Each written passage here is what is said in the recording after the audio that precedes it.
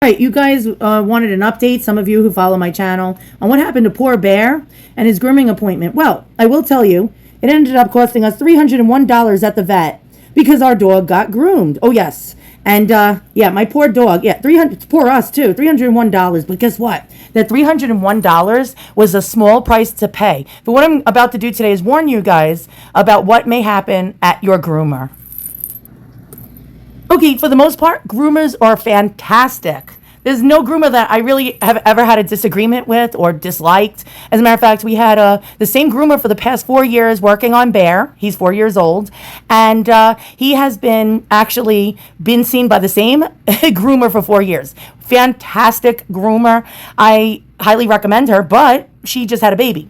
So our dogs are poodle mixes, like little dogs, like Lasso mix with poodle, Shih Tzu mixed with poodle. And you know that breed tends to get matted very easily. I brush them out, but they still get mats. And so I usually get Jen to actually give them their cut and their baths every month, about every 3.5 to 4 weeks. And it stops them from getting matted. Occasionally they'll have a little small mat, but they've never really been matted. But Jen just had a baby. And so we were like, uh-oh, what are we going to do? They turned into chia pets. And so the dogs looked like woolly mammoths. And it was never that bad. We've never let them got that bad because Jen always came to the rescue until Jen had a baby. I will continue the rest of the story in a moment, and I'm going to show you how normal my dog was. Like, he's never had health problems before. The only thing we've ever had to do is, of course, give him his vaccinations and his once a month heartworm and flea and tick medication. And so he's never had any health issues. We checked him for luxating patella when he was a baby, when we first got him. He was completely sound. And so here we go. The groomer screwed our dog. And here we go, the new groomer. Exam, not acting himself. Got groomed, not sure if they did anything to him. Mike got burned by clipper, not sure. And then that's what the receptionist wrote. But when the vet did further investigation, he found out that my dog was mishandled by the groomer. My husband did show him his gait, his walking, not like a gate that you open and close, his gait, like a horse's gait. We showed him on my video how he walks normally, runs normally. It was perfectly a normie. He was a normie. He was a normal, happy-go-lucky dog that ran and played and had no health issues. And he had to end up getting a back spasm.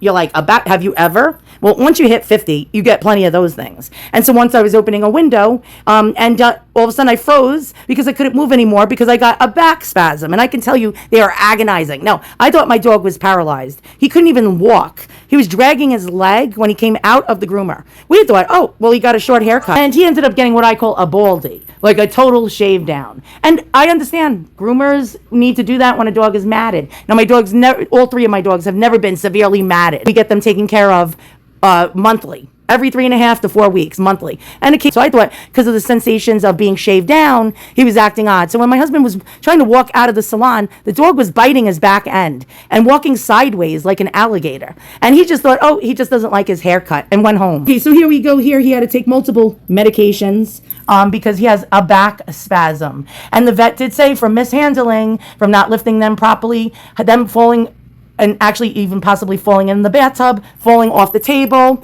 being mishandled, and also from standing in unnatural poses for too long of a time, it could cause a back spasm by the groomer. And he actually said, it is the groomer's fault. This dog was acting normally. He looked over my surveillance video, multiple cameras, which we're about to see, and said, yeah, definitely a groomer mishap. Okay, so I'll get to the point in a moment, but first I just want to show you my dog's normal gait as in a gait. How do we get this damn thing to play? Oh, there we go. Okay, so I'm showing you my dog's normal gait, and this is before the groom. This is 2 days before grooming. There he is, the black and white little mush. He looks like a marshmallow. He did need a haircut, yes. But he was walking, running, pretty normal with our other dog.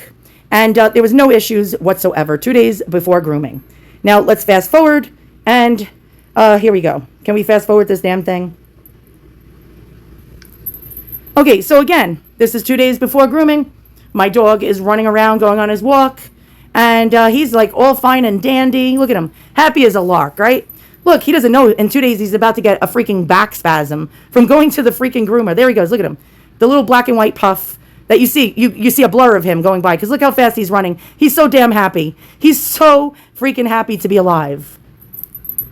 And here he is coming back from his walk, happy as a lark, not knowing in 2 more days he's going to have a vet visit because the groomer fudged up somewhere. And here he is one day before his grooming appointment. One day before, the other one got a haircut by the same place. As you can see, he's shaved down. And he was fine. He was fine, but not poor Bear.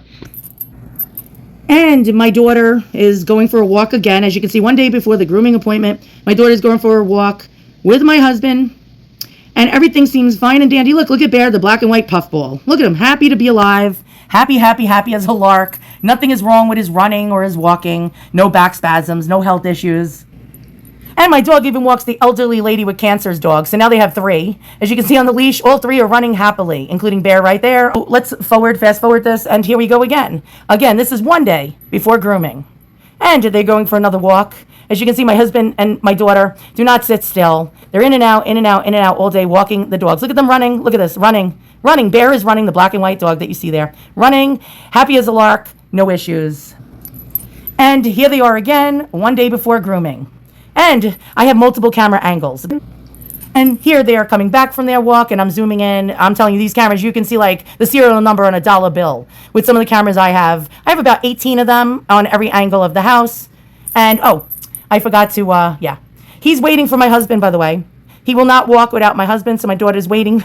My daughter's actually waiting for my husband to come out, so because he will not budge from the leash unless my husband comes out, and then he will walk. The other dog got groomed by that place, seemed perfectly fine. As a matter of fact, he looks like a rat. They shaved him down, which is understandable. It's the summer, and he didn't see Jen. So, and they're coming back. You can see Bear is perfectly fine and happy and running and walking, and there's no issue.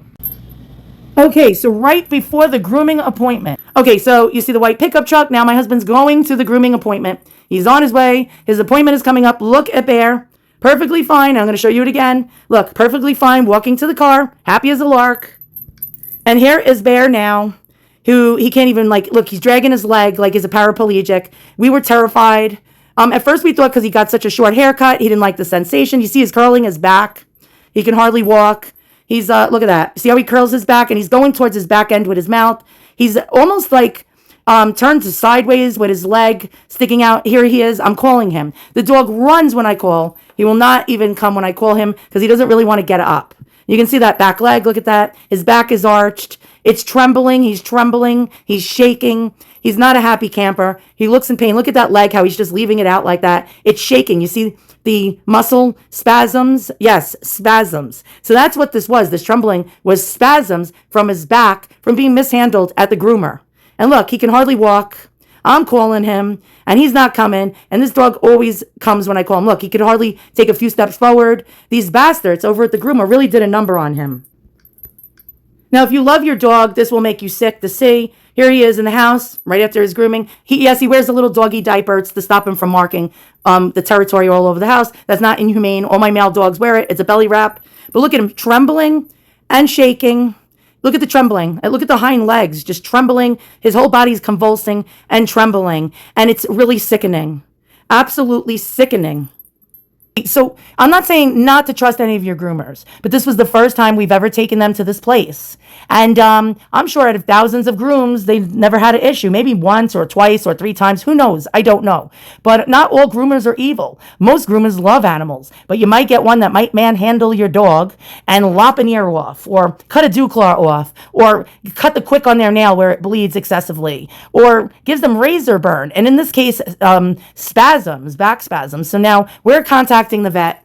Not the vet, but the groomer. My husband's going there right now with the bill from the vet and going to ask nicely for them to pay that bill.